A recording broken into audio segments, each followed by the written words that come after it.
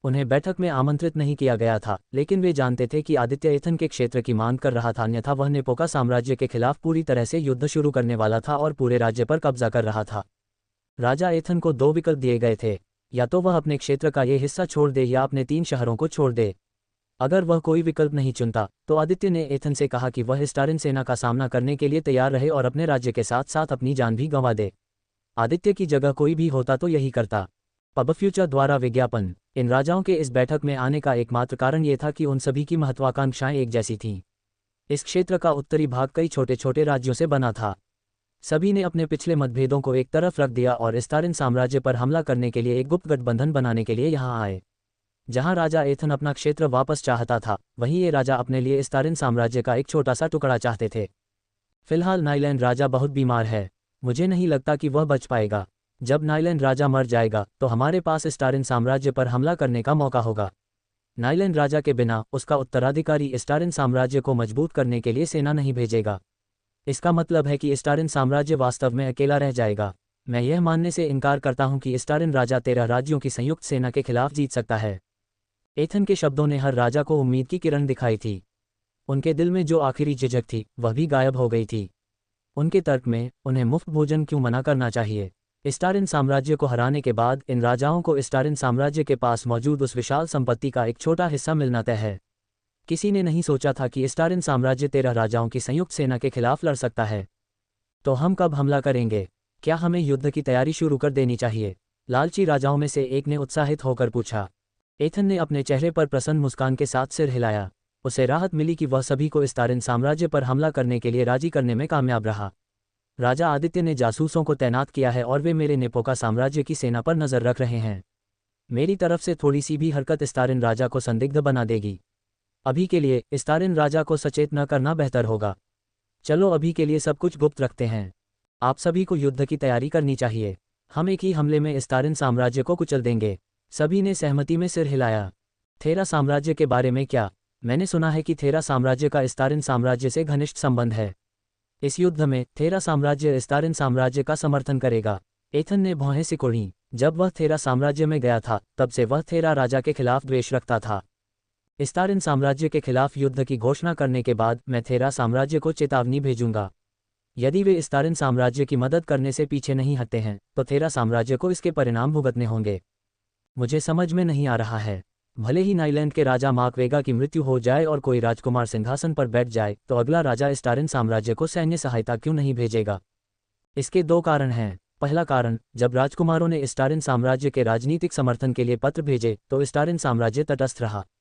और दूसरा कारण ये कि स्टारिन साम्राज्य के तेजी से विकास के साथ अगले राजा को खतरा महसूस होगा। इसलिए जब युद्ध शुरू होता है तो राजा बस आंखें मूंद लेता है और स्टारिन साम्राज्य की मदद नहीं करता है। इथान ने स्टारिन साम्राज्य के नक्शे को देखते हुए मुस्कुराया।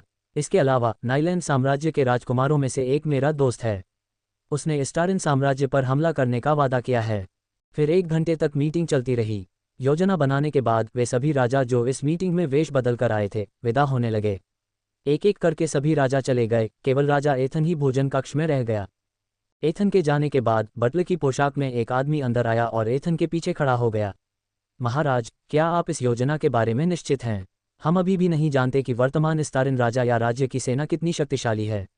मैंने जो सुना है उसके अनुसार भले ही स्टारिन साम्राज्य सक्रिय रूप से अधिक सैनिकों की भर्ती कर रहा है। हाँ, भले ही स्टारिन राजा की सेना में 5वां शक्तिशाली सैनिक हो, फिर भी स्टारिन साम्राज्य का पतन हो जाएगा। बस थोड़ा और समय और नाइलैंड राजा अंततः मर जाएगा। योजक चिन्ह योजक चिन्ह योजक चिन्ह योजक चिन्ह योजक चिन्ह योजक चिन्ह योजक चिन्ह योजक चिन्ह योजक चिन्ह योजक चिन्ह योजक चिन्ह योजक चिन्ह योजक चिन्ह योजक चिन्ह योजक चिन्ह योजक चिन्ह। वास्तव में उन सभी को बहुत बहुत धन्यवाद जो बहुमूल्य गोल्डन टिकट के साथ समर्थन भेजते हैं। मुझे उम्मीद है कि हम इसे जारी रख सकते हैं। पब फ्यूचर द्वारा विज्ञापन। संपर्क टॉस साइट मैप दान करें, मेनू दिखाओ। उपन्यास ऑनलाइन पूरा पढ़ें। उपन्यास बिन। उपन्यास ड्रैगन मोनार्क सिस्टम 126 अध्याय 126। ड्रैगन मोनार्क सिस्टम 126 सी 126। पब फ्यूचर द्वारा विज्ञापन। यह अध्याय पाठकों जेको 323 टॉम अंडरस्कोर ब्रेटनबॉर्न और एनर्जी डाउ को इस उपन्यास को एक ड्रैगन, कई आइस कोला और एक प्रेरणा कैप्सूल उपहार में देने के लिए समर्पित है। पाठकों जेको 323 टॉम अंडरस्कोर ब्राइटनबॉर्न और एनर्जी डाउ को बहुत बहुत धन्यवाद।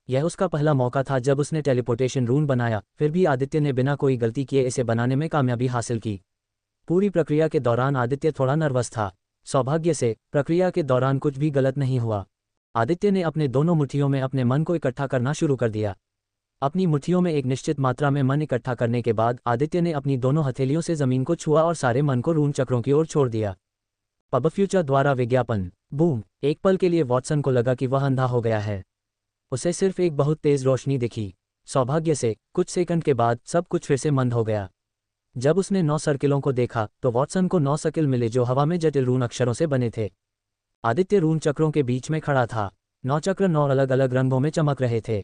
हर चक्र का रंग हर गुजरते सेकंड के साथ बदलता रहा। पूरा दृश्य देखने में काफी शानदार था।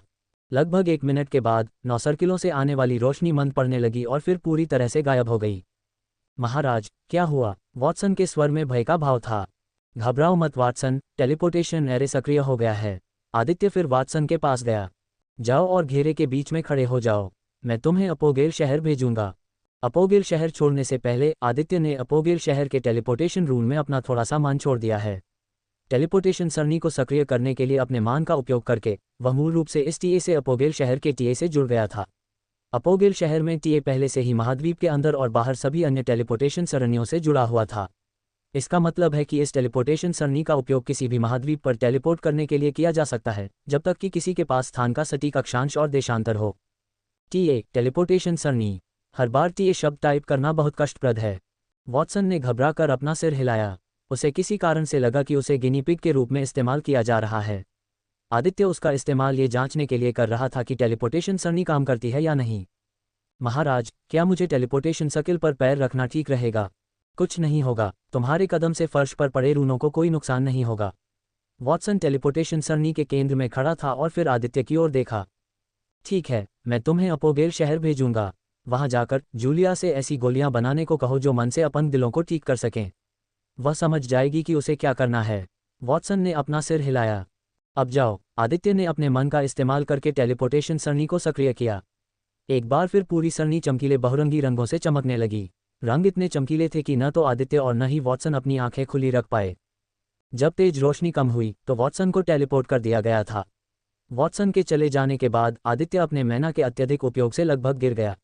आमतौर पर टेलीपोर्टेशन सरणी को काम करने के लिए मैना स्टोन की आवश्यकता होती है, लेकिन आदित्य ने वॉटसन को टेलीपोर्ट करने के लिए अपने विशाल मैना रिजर्व का इस्तेमाल किया था। उसने नहीं सोचा था कि एक टेलीपोर्टेशन उसके लगभग सभी मैना को खत्म कर देगा। लगता है मुझे मैना स्टोन की जरूरत पड़ेगी। आदित्य ने कमरे से बाहर निकलने से पहले आखिरी बार टीए की तरफ देखा। अब जब वॉटसन भी चला गया है तो इस दुनिया में आने के बाद पहली बार आदित्य वाकई अकेला रह गया है। जूलिया और वॉटसन उसकी जिंदगी का हिस्सा बन गए थे। उनके बिना उसे लगा कि उसकी जिंदगी में कुछ कमी रह गई है। वॉटसन को कुछ दिनों में ही वापस लौट आना चाहिए। आदित्य अब किसी ऐसे व्यक्ति से मिलने की योजना बना रहा था जो उसे उन सभी हथियारों और कवचों को इकट्ठा करने में मदद करेगा जो उसने भूतों से लड़ते हुए इकट्ठा किए थे। यहाँ तक कि आदित्य को भी यकीन नहीं है कि उसने कितने हथियार और कवच इकट्ठा किए हैं। ये संख्या बहुत बड़ी थी। योजक चिन्ह योजक चिन्ह योजक चिन्ह योजक चिन्ह योजक चिन्ह योजक चिन्ह योजक चिन्ह योजक चिन्ह योजक चिन्ह योजक चिन्ह योजक चिन्ह योजक चिन्ह योजक चिन्ह योजक चिन्ह योजक चिन्ह योजक चिन्ह। वास्तव में उन सभी को बहुत बहुत धन्यवाद जो बहुमूल्य गोल्डन टिकट के साथ समर्थन भेजते हैं। मुझे उम्मीद है कि हम इसे जारी रख सकते हैं। पब फ्यूचर द्वारा विज्ञापन। संपर्क टॉस साइट मैप दान करें मेनू दिखाओ। उपन्यास ऑनलाइन पूरा पढ़ें। उपन्यास बिन। उपन्यास ड्रैगन मोनार्क सिस्टम 127 अध्याय 127। ड्रैगन मोनार्क सिस्टम 127 सी 127। पब फ्यूचर द्वारा विज्ञापन। सभी उपहारों और गोल्डन टिकटों के लिए धन्यवाद। अंडरस्को। शाही महल के एक खास हिस्से में आदित्य उस लोहार से मिलने आया जिसने इसे खरीदा था। उसका नाम पसीलो था। वह एक 3 सितारा लोहार है जिसकी उम्र 100 जोड़ से ज्यादा थी। पसी एक बौना था जो एक खास गुट के अधीन काम करता था जिसे दुश्मनों ने नष्ट कर दिया और पसी को उसके मन हृदय के अपंग हो जाने के बाद गुलाम के रूप में बेच दिया गया। आप ये गलत कर रहे हैं। आपको अपनी ताकत पर नियंत्रण रखना चाहिए। आपकी हरकतें बहुत संतुलित हैं। ठंडा होने से पहले नुकसान पहुंचाते रहो। खनक खनक। फौज रूम में घूमते हुए आदित्य ने पसी को अन्य साथी बौनों को निर्देश देते हुए पाया। पसी को पाने के बाद वॉटसन ने कुछ बौने खरीदे और पसी को उन्हें सिखाने दिया। पसी अन्य युवा बौनों को अपने फौजिंग कौशल सिखाने और उन्हें आगे बढ़ाने में सक्षम होने से बहुत खुश था। दस्तक दस्तक। आदित्य ने पसी का ध्यान आकर्षित करने के लिए धीरे से दरवाजा खटखटाया। यह विनम्र सेवक राजा को नमस्कार करता है। पसी के पीछे पीछे सभी बौने अपना काम बंद करके राजा के सामने सिर झुकाते हैं। ये पसी को छोड़कर बाकी सभी लोग थे जिन्होंने इस्तारिन साम्राज्य के राजा को देखा था। तुम लोग जो कर रहे थे वही करते रहो। पसी, मेरे साथ आओ, मैं तुम्हें कुछ दिखाना चाहता हूँ। पसी ने सिर हिलाया और युवा बौनों को एक दो और निर्देश देने के बाद कमरे से बाहर चला गया। क्या तुम्हें यहाँ रहने में कोई परेशानी हो रही है? आदित्य ने आगे बढ़ते हुए पूछा। पसी राजा से 1 मीटर की दूरी बनाए हुए था और पीछे से उसका पीछा कर रहा था। महाराज, मेरे लिए ये कहना बहुत बड़ा पाप होगा कि सर वॉटसन ने मुझे जो कुछ भी दिया है उसके बाद भी मैं खुश नहीं हूँ।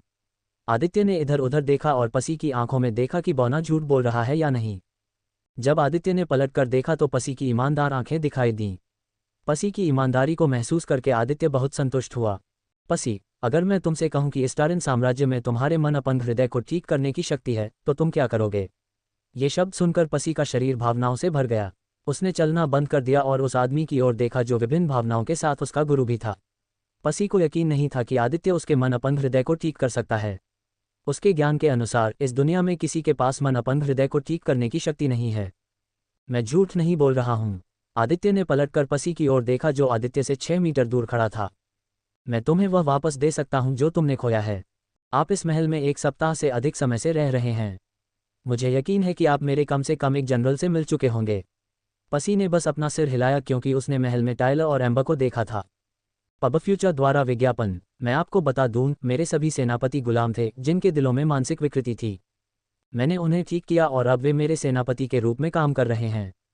अगर आपको अभी भी मेरी बातों पर यकीन नहीं है तो आप कुछ और दिन इंतजार कर सकते हैं जब तक कि मैं आपके दिल की बीमारी को ठीक करने वाली गोली नहीं ले लेता। आदित्य पसी का भरोसा और वफादारी जीतना चाहता था। ये दोनों चीज़ें हासिल करना बहुत ज़रूरी था। आदित्य नहीं चाहता था कि उसका माथद गुलाम बने। पसी एक ऐसा व्यक्ति था जो इस्तारिन साम्राज्य का बहुत महत्वपूर्ण हिस्सा बनने वाला था। बौने को भी नहीं पता था कि जिस पल आदित्य ने उसे देखा वह आदित्य का माथद बन गया था। आदित्य न केवल ये चाहता था कि पसी अपने लोहारी कौशल को अन्य युवा बौनों को सिखाए, बल्कि वह ये भी चाहता था कि बौना अपने लोहारी कौशल में प्रगति करे और 5 सितारा हथियार और कवच बनाने में सक्षम लोहार बने। इस समय पसी को समझ नहीं आ रहा था कि राजा झूठ बोल रहा है या सच। तार्किक रूप से कहें तो अपंग हृदय के लिए कोई इलाज नहीं है, लेकिन पसी के दिल में उम्मीद और उम्मीद की एक छोटी सी किरण थी। उसे डर था कि बहुत ज़्यादा उम्मीदें रखने से वह सिर्फ निराशा और अवसाद की ओर ही जाएगा। महाराज, आपको पता नहीं है कि मेरे लिए फोजिंग का कितना महत्व है। जब मेरा दिल अपंग हो गया तो मैंने हथियार बनाने की अपनी क्षमता खो दी, लेकिन अगर मैं वह सब वापस पा सकता हूं जो मैंने खो दिया है तो मैं वादा करता हूं कि मैं अंत तक महामहिम की सेवा करूंगा। मैं इस्तारिन साम्राज्य के साथ जीऊंगा और मरूंगा। मेरे साथ आओ। आदित्य ने अपनी खुशी जाहिर नहीं की। इसके बजाय उसने पसी से कहा कि वह उसके साथ महल के तहखाने में स्थित भंडारण कक्ष में चले। महाराज, हम यहाँ क्यों हैं? पसी के अनुसार आदित्य सबसे अलग और अनोखा राजा है जिसे उसने कभी देखा था। 10 दिनों तक इस महल में रहने के बाद पसी ने कभी भी महल में किसी को राजा का अनादर करते नहीं सुना। महल में हर किसी के मन में राजा के लिए असीम सम्मान और प्रशंसा है। इससे पहले कि मैं तुम्हें बताऊं कि मैंने तुम्हें यहाँ क्यों लाया है, पहले मैं तुम्हें कुछ देना चाहता हूँ। विरोध करने की कोशिश मत करना। पहले तो ये दर्दनाक हो सकता है, लेकिन मैं तुम्हें विश्वास दिलाता हूँ कि इससे तुम्हें ही लाभ होगा। एक मौका है कि इससे तुम्हारा मन अपंग हृदय भी ठीक हो जाएगा। आदित्य की बातें सुनकर अचानक पसी घबरा गया। आदित्य ने अपने अंगूठे को काटा और सुनहरा खून निकाला, जिससे पसी एक बार फिर चौंक गया क्योंकि उसे नहीं पता था कि आदित्य के पास सुनहरा खून कैसे है। हालांकि पसी ने सुना था कि आदित्य एक ड्रैगन था, लेकिन उसे नहीं पता था कि पसी के पास सुनहरा खून है। ये लो। आदित्य ने पसी के माथे पर सुनहरे खून की एक बूंद डाल दी। अचानक पूरा कमरा पसी के शरीर से निकलने वाली लाल और सुनहरी रोशनी से जगमगा उठा। बौने का पूरा शरीर हिंसक रूप से कांप उठा और वह अपने हाथों को घुटनों पर रखकर घुटनों के बल गिर पड़ा। अभी पसी को ऐसा लग रहा था जैसे उसकी मांसपेशियां, उसका खून, उसके अंग, सब कुछ अंतहीन ऊर्जा से भर रहा हो। उसके शरीर का हर अंग अंदर से बदल रहा था। वह अपने शरीर में तेजी से हो रहे बदलाव को महसूस कर सकता था। जब पसी के अपंग हृदय में अनंत ऊर्जा प्रवेश कर गई तो वह दर्द से चीखने से खुद को रोक नहीं सका। अपने मन हृदय के अपंग होने के बाद पसी हमेशा लगातार दर्द में रहता था। जब भी उसकी धड़कन बढ़ती तो उसे अंतहीन दर्द महसूस होता, लेकिन अब जब वह विदेशी ऊर्जा जबरदस्ती उसके हृदय में प्रवेश कर रही थी तो उसे ऐसा लग रहा था जैसे उसे अंदर से चीर दिया जा रहा हो। पसी अब और बर्दाश्त नहीं कर सका। बौना दर्द से कराहने लगा। इस समय पसी को समझ नहीं आया कि आदित्य क्या देख रहा है। पसी को इतना दर्द में देखकर आदित्य की भौहें तन गईं। ये प्रक्रिया इतनी दर्दनाक नहीं होनी चाहिए थी, लेकिन कुछ सेकंड बाद उसने पसी के चारों ओर लाल और सुनहरे रंग की चमकीली आभा देखी। पसी की लंबाई बढ़ने लगी। उसकी काली त्वचा थोड़ी चमकने लगी।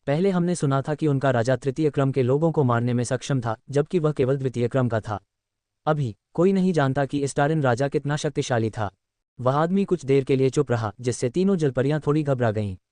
5 मिनट की खामोशी के बाद आदमी ने बोलने के लिए अपना मुंह खोला। सेना तैयार करना शुरू करो, हम इस्टारिन साम्राज्य की शुरुआत करेंगे। ये भूमि पर कब्जा करने की दिशा में हमारा पहला कदम होगा। योजक चिन्ह योजक चिन्ह योजक चिन्ह योजक चिन्ह योजक चिन्ह योजक चिन्ह योजक चिन्ह योजक चिन्ह योजक चिन्ह योजक चिन्ह योजक चिन्ह योजक चिन्ह योजक चिन्ह योजक चिन्ह योजक चिन्ह योजक चिन्ह।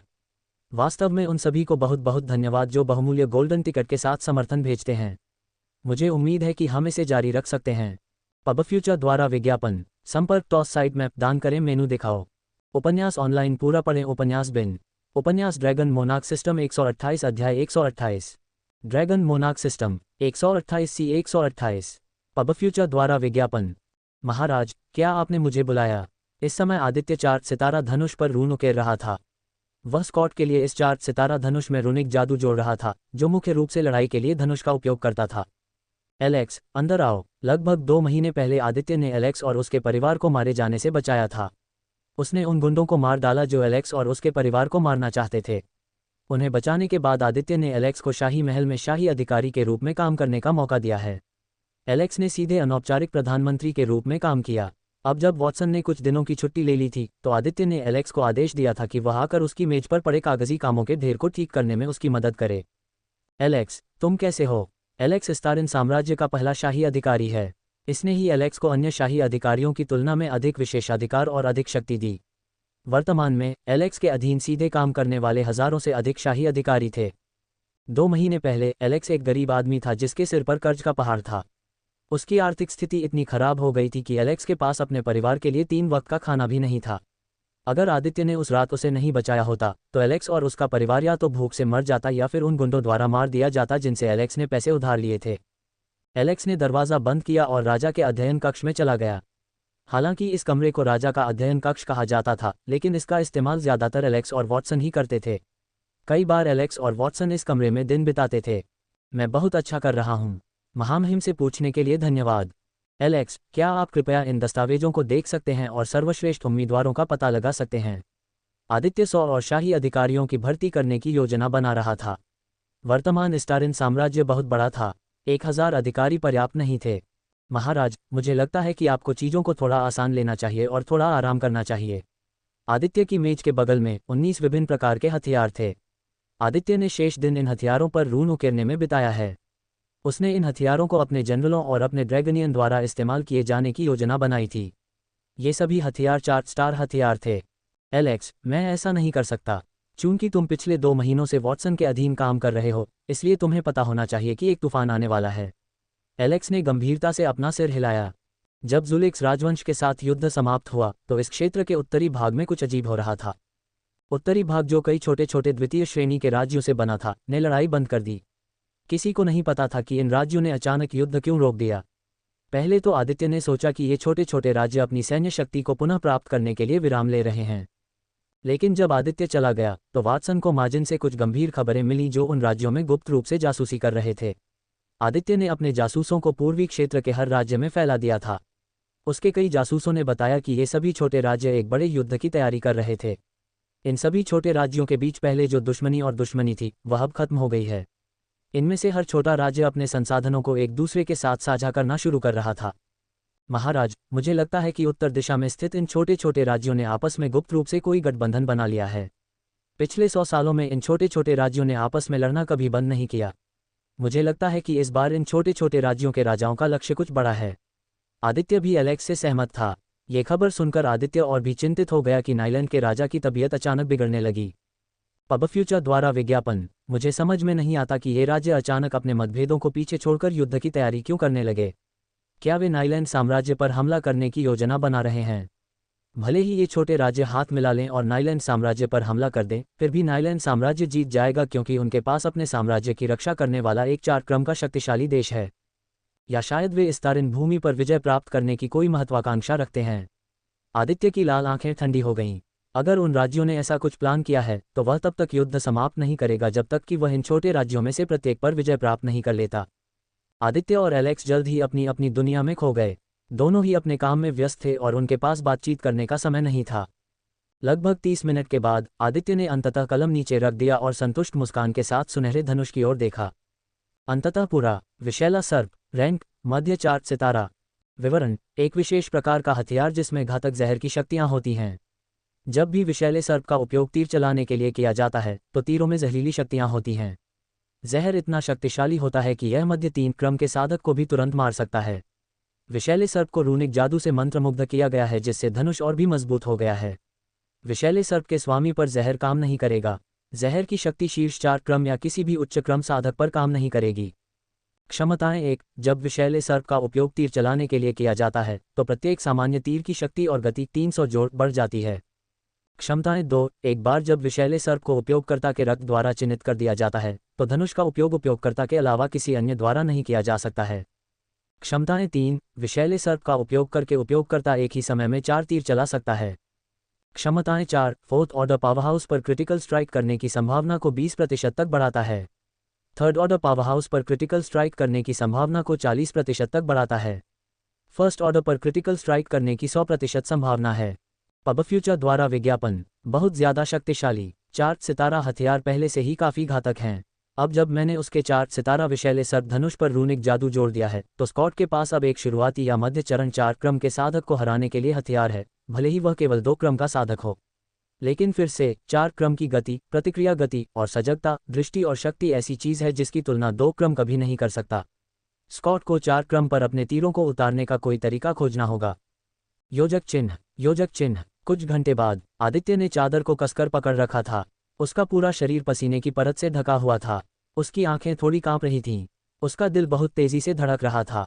उसका ड्रैगन खून गुस्से में उबल रहा था। प्राइस आर्थर, मुझे उम्मीद थी कि तुम अंत में मुझे धोखा दोगे। तुम हमेशा से एक लालची व्यक्ति रहे हो। पहली बार में तुम पर भरोसा करना मेरी गलती थी। हा। आदित्य, इस्तारिन राजा, आदित्य, किसी को दोष मत दो। यदि तुम किसी को दोष देना चाहते हो तो गलत गुट को अपमानित करने के लिए खुद को दोष दो। तुम्हारा अस्तित्व मेरे राज्य के लिए खतरा है। नेपो का राजा सर एथन अपना क्षेत्र वापस चाहता है। डीप सी पैलेस अपने लोगों की हत्या के लिए तुम्हारे राज्य से बदला लेना चाहता है। तुमने खुद ही यह सब खरीदा है। अभी आदित्य को घुटनों के बल पर देखा जा सकता था। उसकी छाती पर खून लगा हुआ था। उसके शरीर पर कई गहरे घाव और कट थे। ऐसा लगता है कि इस्तारिन राजा ने अपनी एक आंख और एक हाथ भी खो दिया था। उसकी बाईं जांघ पर 3 इंच का बड़ा छेद भी था। आदित्य के पीछे पूरा शहर आग की लपटों में घिरा हुआ था।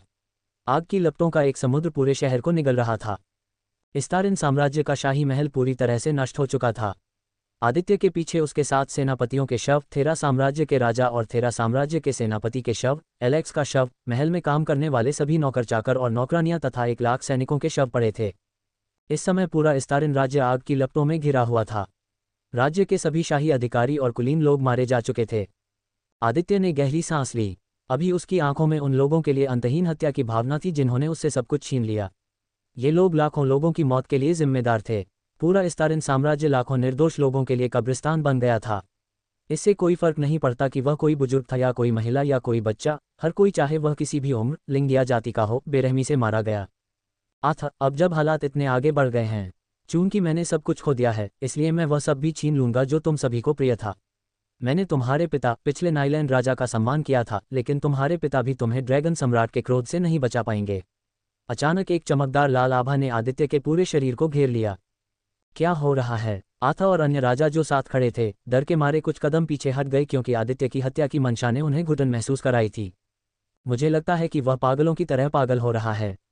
इस रूप में तो 5वां दर्जा भी उसे रोक नहीं पाएगा।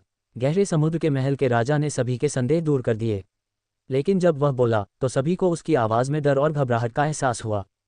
योजक चिन्ह, योजक चिन्ह, योजक चिन्ह, योजक चिन्ह, योजक चिन्ह, योजक चिन्ह, योजक चिन्ह, योजक चिन्ह, योजक चिन्ह, योजक चिन्ह, योजक चिन्ह, योजक चिन्ह, योजक चिन्ह, योजक चिन्ह, योजक चिन्ह, योजक चिन्ह। वास्तव में उन सभी को बहुत बहुत धन्यवाद जो बहुमूल्य गोल्डन टिकट के साथ समर्थन भेजते हैं। मुझे उम्मीद है कि हम इसे जारी रख सकते हैं। दोस्तों, इन दिनों मुझे इंटरनेट से जुड़ी कुछ दिक्कतें आ रही हैं। माफ़ी चाहता हूँ, लेकिन आज मैं सिर्फ एक अध्याय ही लिख पाऊंगा। उम्मीद है कि कल से मैं हर दिन 2 अध्याय अपलोड कर पाऊंगा। पबफ्यूचर द्वारा विज्ञापन। संपर्क टॉस साइट मैप दान करें, मेनू दिखाओ। उपन्यास ऑनलाइन पूरा पढ़ें। उपन्यास बिन। उपन्यास ड्रैगन मोनार्क सिस्टम 129 अध्याय 129। Dragon monarch system 129 C 129। पबफ्यूचर द्वारा विज्ञापन।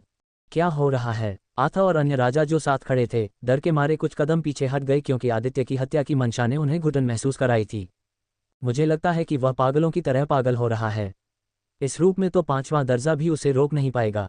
गहरे समुद्र के महल के राजा ने सभी के संदेह दूर कर दिए। लेकिन जब वह बोला तो सभी को उसकी आवाज़ में डर और घबराहट का एहसास हुआ। ड्रैगन में रूपांतरित होते समय आदित्य ने देखा कि काले कपड़े पहने और हुड के नीचे अपना चेहरा छिपाए कुछ लोग 1000 मीटर दूर खड़े होकर उसकी ओर देख रहे थे। ये ड्रैगन सम्राट यहाँ अकेला नहीं मरेगा। मैं तुम सबको मार डालूंगा और फिर तुम्हारे बच्चों, तुम्हारे परिवारों, तुम्हारे रिश्तेदारों, तुम्हारे लोगों को जलाकर मार डालूंगा। मैं ड्रैगन सम्राट हूँ। मैं दुनिया को दिखाऊंगा कि ड्रैगन सम्राट को अपमानित करने का क्या परिणाम होता है। आदित्य के शरीर से हत्या की अंतहीन भावनाएं उमड़ पड़ीं। उसके शरीर का आकार धीरे धीरे बदलने लगा। वह ड्रैगन में बदल रहा है। इस समय गहरे समुद्र के महल के राजा की आंखों में डर और पछतावा था। अनजाने में उसने ड्रैगन को भड़का दिया था। गर्जन, योजक चिन्ह, योजक चिन्ह। वह क्या था? हफ हफ। आदित्य भारी सांस लेते हुए सीधा खड़ा हो गया। जो कुछ भी उसके साथ हुआ वह सब कुछ सच लग रहा था। यहाँ तक कि उसके दिल में जो दर्द और गुस्सा था वह भी उसके लिए इतना सच था कि वह ये नहीं सोच पा रहा था कि यह सब बस एक सपना था। आदित्य ने अपने माथे पर पसीना पोंछा। अभी उसका पूरा शरीर पसीने की परत से ढका हुआ था। क्या मैंने फिर से भविष्य देखा? पिछली बार आदित्य ने भविष्य की झलक देखी थी।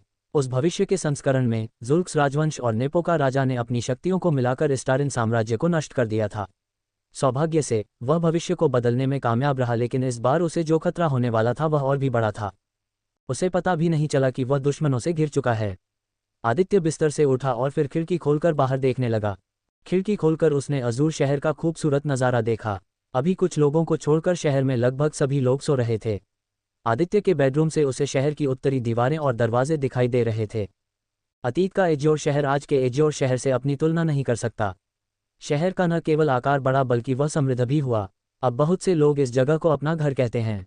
पब फ्यूचर द्वारा विज्ञापन। आदित्य को ठंडी हवा का झोंका महसूस हो रहा था जो उसे आने वाली ठंड और कठोर सर्दियों के बारे में चेतावनी दे रही थी। आदित्य की आंखें भयानक रूप से ठंडी हो गई थीं। उसकी तीखी और ठंडी आंखें किसी शिकारी की आंखों की तरह लग रही थीं। वे लाल आंखें खून के चमकीले लाल रंग में चमक रही थीं। जो कोई भी उन आंखों को देखता उसकी रीढ़ में ठंडक महसूस होती। इस बार आदित्य को प्यास लगी। वह खून पीना चाहता था। उसकी लाल आंखें खून की प्यासी थीं। ऐसा लगता है कि जुलुक्स राजवंश के साथ अपनी जीत के बाद मैं थोड़ा नर्म हो गया हूँ। शुरू से ही मुझे जुलुक्स राजवंश की देखभाल करने के बाद रुकना नहीं चाहिए था। नेपो का साम्राज्य ने मेरी दयालुता की सराहना नहीं की। इसके बजाय राजा एथन ने उस पर थूक दिया। आदित्य ने रात के आसमान को देखते हुए अपनी मुट्ठी कस ली। इससे पहले कि सर्दियों की पहली बर्फ स्टारिन की धरती पर गिरे, मैं अपने सभी दुश्मनों का कत्लेआम कर दूंगा। कोई भी नहीं बचेगा, चाहे मुझे बच्चों, महिलाओं या बेगुनाहों को ही क्यों न मारना पड़े, मैं नहीं रुकूंगा। ये युद्ध उन्होंने शुरू किया था, मैं ही इसे खत्म करूंगा। इस बार आदित्य अत्याचारी बनने जा रहा था। अपने बुरे सपने में उसने अपने भविष्य के स्वयं के क्रोध को देखा और महसूस किया है। चूंकि उन लोगों ने उस पर हमला करने का फैसला किया है, इसलिए आदित्य पहले हमला करने जा रहा है। अगर संभव होता तो आदित्य बच्चों, महिलाओं और निर्दोष लोगों को नहीं मारना पसंद करते। लेकिन चूंकि उनके दुश्मनों ने उनके राज्य के किसी भी व्यक्ति को नहीं छोड़ा, चूंकि वे उनके राज्य के बच्चों, महिलाओं और निर्दोष लोगों को मारने में संकोच नहीं करते, इसलिए ड्रैगन सम्राट को अपने दुश्मनों पर दया क्यों दिखानी चाहिए। हा। आदित्य अचानक हंसने लगा, बिना इस बात की परवाह किए कि उसकी हंसी से राजमहल में अन्य लोग जाग जाएंगे। ये भी अच्छी बात है। पहले मुझे संदेह था कि मुझे नाइलैंड साम्राज्य पर हमला करना चाहिए या नहीं। चूंकि भविष्य में आपके बेटे ने मुझ पर हमला किया है, इसलिए अगर मैं अचानक इस गठबंधन को तोड़कर आपके साम्राज्य पर हमला करता हूं तो मुझे दोष न दें। इस बार कोई भी नहीं बचेगा। राज्यों से निपटने के बाद मैं उनके पीछे जाऊंगा। अपने दुष्स्वप्न में आदित्य ने देखा है कि सबसे पहले और सबसे महत्वपूर्ण बात, मैं गहरे समुद्र के महल की देखभाल करूंगा। आदित्य की पीठ पर 2 जोड़ी लाल पंख दिखाई दिए। अगले ही पल वह खिड़की से बाहर कूद गया और गायब हो गया। कोई भी ठीक से नहीं जानता था कि स्टारिन राजा कहाँ जा रहा था। योजक चिन्ह, योजक चिन्ह। सिल्वर मीडो ग्रोव के गहरे अंदर। सिल्वर मीडो ग्रोव उन बड़े जंगलों में से एक था जहां जादुई राक्षस रहता था। भले ही स्टारिन किंगडम सिल्वर मीडो ग्रोव के ठीक बगल में स्थित है, लेकिन इस जंगल में रहने वाले जादुई जानवरों ने कभी भी इस राज्य पर हमला नहीं किया है। ऐसा लगता है कि जादुई राक्षस जंगल से बाहर आने में दिलचस्पी नहीं रखते हैं। भले ही जादुई राक्षस जंगल से बाहर घूमते हों, वे आमतौर पर कमजोर प्रथम श्रेणी के राक्षस होते हैं। इन राक्षसों को सैनिकों द्वारा मार दिया जाता है और खाद्य बाजार में बेच दिया जाता है। यह अन्य राज्यों को जवाब दिए बिना मांस की निरंतर आपूर्ति बनाए रखने के तरीकों में से एक था। आदित्य ने अपने एक जनरल के नेतृत्व में कई सैनिक दल भेजे हैं जो सिल्वर मीडो ग्रोव के अंदरूनी हिस्से में जाए बिना राक्षसों का शिकार करते हैं। यहाँ तक कि आदित्य को भी नहीं पता कि सिल्वर मीडो ग्रोव के अंदरूनी हिस्से में क्या है, लेकिन यह अफवाह थी कि शक्तिशाली ड्रैगन और अन्य पौराणिक जादुई राक्षस सिल्वर मीडो ग्रोव के अंदरूनी और मुख्य हिस्से में रहते हैं। आदित्य को अंदर घुसने में डर नहीं लगता था क्योंकि उसके पास दिव्य ड्रैगन का खून था जिससे उसे दूसरे ड्रैगन को नियंत्रित करने की शक्ति मिलती थी। इस तथ्य का उल्लेख नहीं करना चाहिए कि वर्तमान आदित्य किसी भी पीक 4 ऑर्डर को आसानी से मारने में सक्षम है। पब फ्यूचर द्वारा विज्ञापन। सिल्वर मीडो ग्रोव के अंदरूनी हिस्से में ऊंचे और घने पेड़ थे। पेड़ मुश्किल से ही सूरज की रोशनी को जंगल के गहरे क्षेत्र में प्रवेश करने देते थे। आदित्य जहां भी देखता उसे केवल घने हरे पेड़ ही दिखाई देते जो हर जगह को ढके हुए थे। आदित्य सिल्वर मीडो ग्रोव में इसलिए आया था ताकि वह यहां रहने वाले जंगली ड्रैगन या वायवन को खोज सके। आदित्य आसानी से नेपोका साम्राज्य की ओर जा सकता है और नेपोका साम्राज्य को नष्ट करना शुरू कर सकता है, लेकिन ये केवल एक साधारण उपाय है। आज भले ही वह नेपोका, गहरे समुद्र के महल और अपने साम्राज्य पर मंडरा रहे नाइलैंड साम्राज्य के खतरे को नष्ट कर दे, भविष्य में कोई और बड़ा शक्तिशाली ऐसा ही करने की कोशिश कर सकता है। आदित्य चाहता था कि उसका राज्य उसकी शक्तियों पर बहुत अधिक निर्भर हुए बिना स्वतंत्र हो जाए। उसकी सेना उसके बिना नाइलैंड राज्य को नहीं हरा सकती। अगर आदित्य पूर्वी क्षेत्र का सच्चा अधिपति बनना चाहता है तो उसे राज्य की सेना को और भी मजबूत बनाने की आवश्यकता होगी।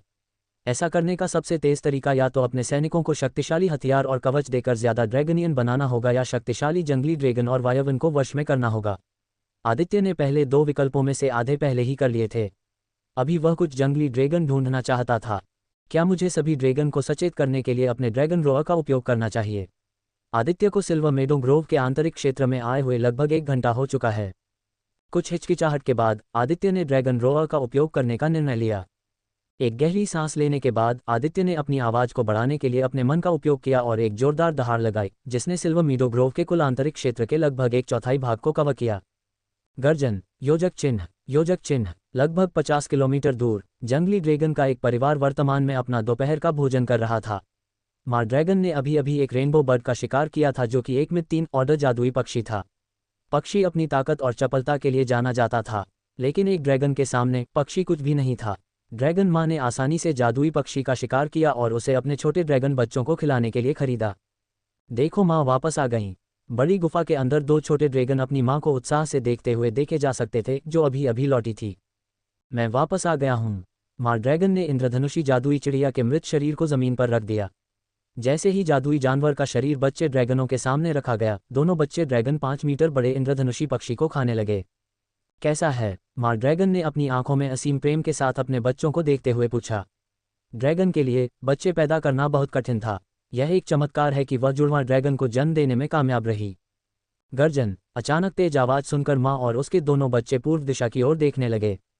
योजक चिन्ह। योजक चिन्ह। योजक चिन्ह। योजक चिन्ह। योजक चिन्ह। योजक चिन्ह। योजक चिन्ह। योजक चिन्ह। योजक चिन्ह। योजक चिन्ह। योजक चिन्ह। योजक चिन्ह। योजक चिन्ह। योजक चिन्ह। योजक चिन्ह। योजक चिन्ह। वास्तव में उन सभी को बहुत बहुत धन्यवाद जो बहुमूल्य गोल्डन टिकट के साथ समर्थन भेजते हैं। मुझे उम्मीद है कि हम इसे जारी रख सकते हैं। पब फ्यूचर द्वारा विज्ञापन। संपर्क टॉस साइट मैप दान करें मेनू दिखाओ। उपन्यास ऑनलाइन पूरा पढ़ें। उपन्यास बिन। उपन्यास ड्रैगन मोनार्क सिस्टम 130 अध्याय 130। ड्रैगन मोनार्क सिस्टम 130 सी 130। पब फ्यूचर द्वारा विज्ञापन। गर्जन। दिव्य ड्रैगन की दहाड़ इतनी जोरदार थी कि उसने एक शॉकवेव पैदा की जिसने सभी पेड़ों को नष्ट कर दिया और 100 मीटर के क्षेत्र में सभी मिड एक ऑर्डर जादुई जानवरों को तुरंत मार डाला। दहाड़ के बाद आदित्य हवा में खड़ा रहा और जंगली ड्रैगन और वाइवन्स और ड्रैगन रक्त रेखा वाले जादुई जानवरों के अपने आह्वान का जवाब देने का इंतजार करता रहा। अगले 5 मिनट तक कुछ खास नहीं हुआ। इससे आदित्य को संदेह हुआ कि उसकी ड्रैगन दहाड़ काम कर रही है या नहीं। मुझे लगता है कि दहाड़ ने जादुई जानवरों को डराने के अलावा कुछ नहीं किया। ऐसा लगता है कि मुझे खुद जंगली ड्रैगन और वाइवन की तलाश करनी होगी। आदित्य उड़ने ही वाला था कि अचानक उसे कुछ आवाजें सुनाई देने लगीं जिससे वह रुक गया। वह आवाज क्या है? सरसराहट, गड़गड़ाहट। ड्रैगन सम्राट को खुद ही जवाब जानने के लिए ज्यादा इंतजार नहीं करना पड़ा। जैसे जैसे सेकंड बीतते गए, हल्की सरसराहट की आवाजें और भी तेज होती गईं। पेड़ और जमीन कांपने लगे। 5000 मीटर के आसपास के सभी जादुई जानवर भागने लगे। ऐसा लग रहा था मानो सिल्वर मीडो ग्रोव खुद हिल रहा हो। तभी आदित्य को कुछ मजबूत और शक्तिशाली जादुई जानवरों की उपस्थिति का एहसास हुआ। पश्चिम से कुछ विशालकाय आकृतियां आदित्य की दिशा में उड़ रही थीं। इस दूरी से आदित्य केवल उन विशालकाय पक्षियों के शरीर की रूपरेखा देख सकता था, लेकिन उसके लिए यह पहचानना मुश्किल नहीं था कि ये विशालकाय दिखने वाले पक्षी जंगली ड्रैगन थे। गर्जन। उत्तर दिशा से गहरे नीले रंग के वाइवन के नेतृत्व में वाइवन का एक समूह आदित्य की दिशा में आगे बढ़ा। उसी समय जंगल से कई वाइवन और जंगली ड्रैगन बाहर निकले और ड्रैगन सम्राट के सामने उड़ गए। जब आदित्य ने दिव्य ड्रैगन की दहाड़ लगाई तो उसने अपने वंश को दबाना भी बंद कर दिया, जिसे वह सामान्य रूप से दबाता रहता था। जब उसकी आभा मुक्त हुई और दिव्य ड्रैगन की दहाड़ के साथ हर जादुई जानवर आदित्य की दिशा में दौड़ने लगा, चाहे वे कितने भी शक्तिशाली क्यों न हो। उनके लिए ये भावना व्यक्त करना बहुत कठिन था, लेकिन दिव्य ड्रैगन की पुकार को ड्रैगन भगवान की पुकार माना जाता था। उनकी वंश परंपरा ने खुद चीख मचाई। उनकी वृत्ति ने उन्हें ड्रैगन सम्राट से मिलने के लिए एक निश्चित दिशा में जाने के लिए कहा। करीब 5 मिनट बाद आदित्य अभी भी जमीन से 300 मीटर ऊपर खड़ा था, लेकिन पहले से अलग। इस बार वह ड्रैगन रक्त वाले सैकड़ों जादुई जानवरों से घिरा हुआ था। अभी कोई भी जादुई जानवर इस क्षेत्र के 10 किलोमीटर के आसपास भी जाने की हिम्मत नहीं कर सकता था, क्योंकि उसे पता था कि सिल्वर मीडो ग्रोव के लगभग सभी सबसे शक्तिशाली प्राणी यहीं इकट्ठे हुए थे। ड्रैगन राजा को नमस्कार, ड्रैगन सम्राट को नमस्कार, दिव्य ड्रैगन को नमस्कार, क्रिम्सन ड्रैगन को नमस्कार। आदित्य की उपस्थिति में सभी को लगा कि उनके ड्रैगन वंश में उत्तेजना की लहर दौड़ गई है। महिला वाइवन और महिला जंगली ड्रैगन को लगा कि उनके शरीर में बहुत गर्मी है। महिला ड्रैगन सहज रूप से मजबूत साथी की तलाश करती हैं। ड्रैगन राजा के सामने वे सहज रूप से जानती थीं कि उनका राजा उनका सबसे अच्छा साथी है। उनके लिए उनके बच्चे को जन्म देना एक बड़ा आशीर्वाद होगा। ड्रैगन अन्य बुद्धिमान जातियों से बिल्कुल अलग प्राणी थे। ड्रैगन अपने बीच सबसे मजबूत को सम्मान देते थे और उसकी पूजा करने में संकोच नहीं करते थे। जबकि आदित्य केवल तीसरे क्रम का एक नौसिखिया था, उसकी दिव्य रक्तरेखा के कारण हर ड्रैगन आदित्य को अपने भगवान की तरह पूजता था और अगर ड्रैगन राजा उन्हें आदेश देता तो वे खुद को मारने में भी संकोच नहीं करते थे। आदित्य ने सभी ड्रैगन को देखा और उसके चेहरे पर हल्की सी मुस्कान थी। वहां सैकड़ों वाइवन, सैकड़ों जंगली ड्रैगन, आधे ड्रैगन गॉब्लिन और आधे ड्रैगन भेड़िए के बच्चे थे। ऐसा लगता है कि इन भूतों ने कुछ विशेष परिस्थितियों के कारण ड्रैगन वंश प्राप्त किया है। लेकिन इस आधे ड्रैगन भेड़िए के बच्चे का क्या? मुझे कभी नहीं पता था कि एक भेड़िए के बच्चे में ड्रैगन वंश हो सकता है। जादुई जानवरों के बारे में आदित्य के ज्ञान में बहुत कमी थी। वह केवल मूल बातें ही जानता था। पब फ्यूचर द्वारा विज्ञापन। आदित्य ने एक नज़र में देखा कि वहां करीब 399 जादुई जानवर थे। उनमें से वाइवन की संख्या सबसे ज्यादा थी। वहां अलग अलग तरह के 249 वाइवन थे, 93 जंगली ड्रैगन थे जिनके पास अलग अलग तात्विक शक्तियां थीं, जबकि बाकी भूत थे जो किसी तरह ड्रैगन वंश प्राप्त करने में कामयाब रहे और आखिरी एक भेड़िए का बच्चा था जिसका आधा ड्रैगन वंश था। आदित्य ने चुपचाप जंगली ड्रैगन को देखा, फिर उसकी नज़र एक मादा ड्रैगन पर पड़ी जो अपनी पीठ पर 2 छोटे बच्चे ड्रैगन को ले जा रही थी। आपका क्या नाम है? महाराज, मेरा नाम एम्मा है। मैं पृथ्वी ड्रैगन वंश को जगाने में कामयाब रही हूँ। मेरे जुड़वां ड्रैगन बच्चे भी मेरे पृथ्वी ड्रैगन वंश को विरासत में पाने में कामयाब रहे हैं। पृथ्वी ड्रैगन वंश को जगाने में कामयाब रही मादा ड्रैगन का आकार लगभग 25 मीटर था। उसके दांत लगभग 2 मीटर लंबे थे। उसकी बड़ी काली आंखें थीं जिनमें ऊर्ध्वाधर दरारें थीं। उसका पूरा शरीर काले और भूरे रंग के तराजू से ढका हुआ था। उसकी पीठ पर 2 छोटे ड्रैगन जुड़वां उसके जैसे ही दिखते थे। दोनों जुड़वां पहले से ही 2 मीटर लंबे थे और पीक के पहले क्रम के पावरहाउस थे। ऐसा लगता है कि पृथ्वी ड्रैगन वंश को जागृत करने से उसकी शक्तियां बढ़ गई हैं। यहाँ सभी प्राणियों में वह सबसे शक्तिशाली है। उसकी शक्तियां 5वें क्रम तक पहुंचने के करीब हैं। मादा पृथ्वी ड्रैगन एक शीर्ष 4 क्रम की शक्तिशाली शक्ति थी। चूंकि मादा ड्रैगन को अपने अंडे देने थे और अपने बच्चों की देखभाल करनी थी, इसलिए वह अपनी साधना पर ध्यान केंद्रित नहीं कर सकती थी। आदित्य का अनुमान है कि कुछ वर्षों में साधना किए बिना भी वह 5वें क्रम को तोड़ देगी। अगर वह खेती करना शुरू कर देती है तो कुछ ही महीनों में वह 5वें क्रम की पावरहाउस बन जाएगी। लेकिन अगर वह जूलिया द्वारा बनाई गई गोलियों का उपयोग करती है तो वह कुछ ही हफ्तों में वही परिणाम प्राप्त कर सकती है। ये देखकर कि सभी लोग आदित्य की ओर देख रहे हैं, उसने उन्हें बुलाने का अपना उद्देश्य बताने का निर्णय लिया। खांसी। सब लोग, मैं आप सभी को अचानक यहाँ बुलाने के लिए क्षमा चाहता हूँ। ड्रैगन सम्राट की क्षमा मांगते हुए सभी वाइवन, जंगली ड्रैगन और गॉब्लिन एक दूसरे को आश्चर्य से देखने लगे। अगर आदित्य ने क्षमा नहीं मांगी होती तो किसी को कोई आपत्ति नहीं होती, लेकिन उसके कुछ शब्दों ने लगभग सभी का दिल जीत लिया। मुझे यकीन है कि आप में से कुछ लोग पहले से ही जानते हैं कि सिल्वर मीडो ग्रोव के पास एक राज्य है। कुछ जंगली ड्रैगन और वाइवन ने इस बारे में जानते हुए अपना सिर हिलाया। हर 10 से 25 साल में 1 या 2 वाइवन सिल्वर मीडो ग्रोव से बाहर निकलकर बाहर हो रहे बदलावों के बारे में जानने के लिए जाते थे। अगर आपको नहीं पता तो बता दें कि सिल्वर मीडो ग्रोव के बगल में एक राज्य है। राज्य का नाम इस्तारिन राज्य है और मैं इस्तारिन राज्य का राजा हूँ। मैं आपका और समय बर्बाद नहीं करूँगा। आज मैं यहाँ एक प्रस्ताव लेकर आया हूँ। मैं चाहता हूँ कि कुछ जंगली ड्रैगन और कुछ वाइवन आकर इस्तारिन राज्य की रक्षा करें। आदित्य ने चारों ओर देखा और किसी के कुछ कहने से पहले ही आगे कहा, इससे पहले कि आप लोग जवाब दें, मुझे ये जोड़ने दें, मैं आपको आदेश नहीं दे रहा हूँ। लेकिन ये जान लें, यदि आप मेरा अनुसरण करना चुनते हैं तो मैं आपसे वादा करता हूं कि मैं आपको शिखर पर ले जाऊंगा। हम इस दुनिया के शीर्ष पर खड़े होंगे, नहीं, शायद इस ब्रह्मांड के शीर्ष पर। ड्रैगन सम्राट के रूप में मेरे पास ये शक्ति और क्षमता है।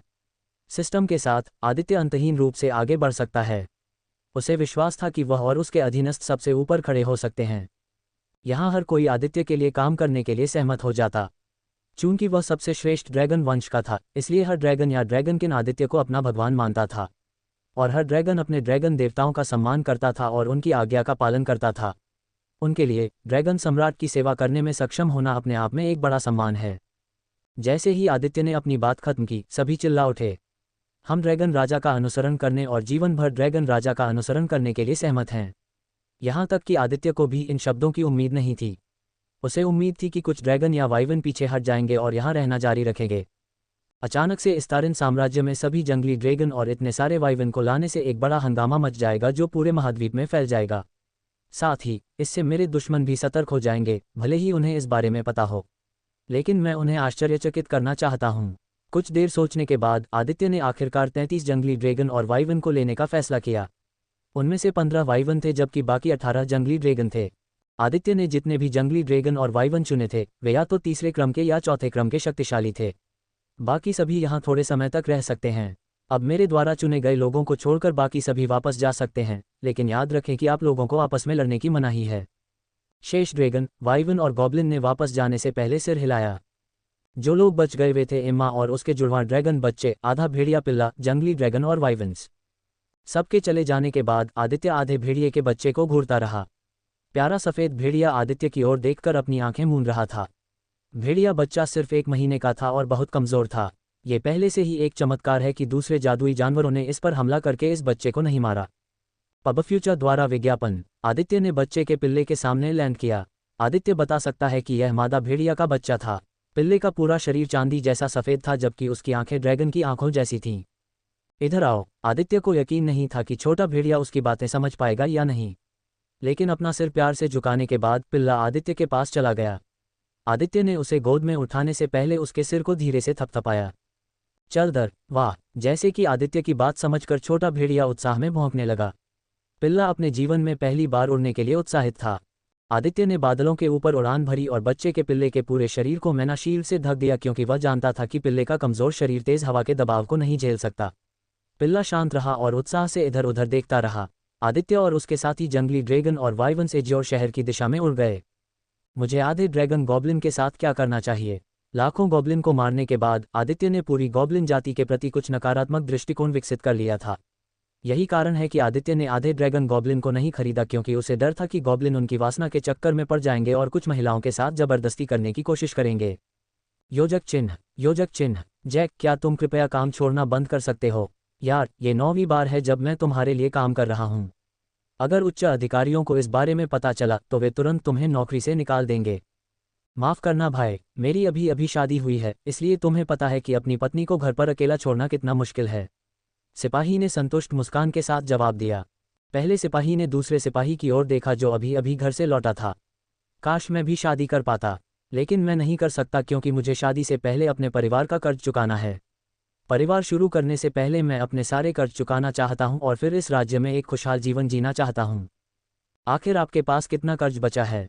मैंने अतिरिक्त घंटे काम करके अपने परिवार के कुल कर्ज का 1/5वां हिस्सा चुका दिया है। जब खाद्य पदार्थों की कीमतें कम हुई तो मैं बहुत सारा पैसा बचाने में सक्षम हो गया और साथ ही सैनिकों के रूप में हमें मिलने वाले लाभ भी।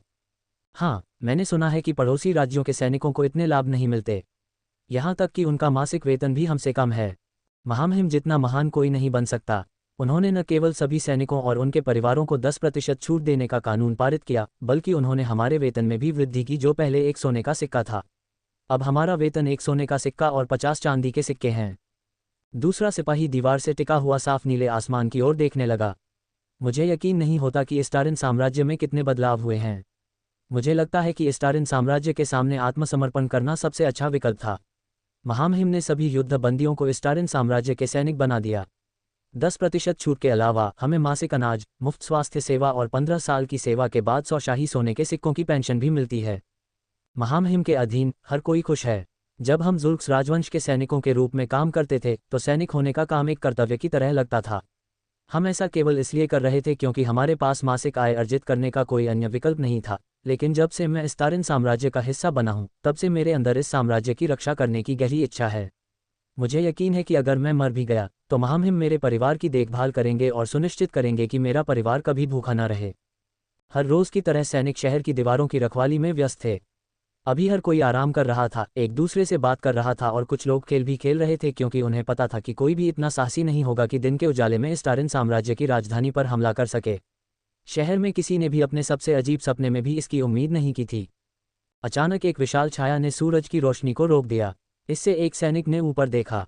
जब उसने ऊपर देखा तो उसका चेहरा पीला पड़ गया और उसका पूरा शरीर कांप उठा। दोस्तों, हम पर हमला हो रहा है। योजक चिन्ह योजक चिन्ह योजक चिन्ह योजक चिन्ह योजक चिन्ह योजक चिन्ह योजक चिन्ह योजक चिन्ह योजक चिन्ह योजक चिन्ह योजक चिन्ह योजक चिन्ह योजक चिन्ह योजक चिन्ह योजक चिन्ह योजक चिन्ह। वास्तव में उन सभी को बहुत बहुत धन्यवाद जो बहुमूल्य गोल्डन टिकट के साथ समर्थन भेजते हैं। मुझे उम्मीद है कि हम इसे जारी रख सकते हैं। पब फ्यूचर द्वारा विज्ञापन। संपर्क टॉस साइट मैप दान करें।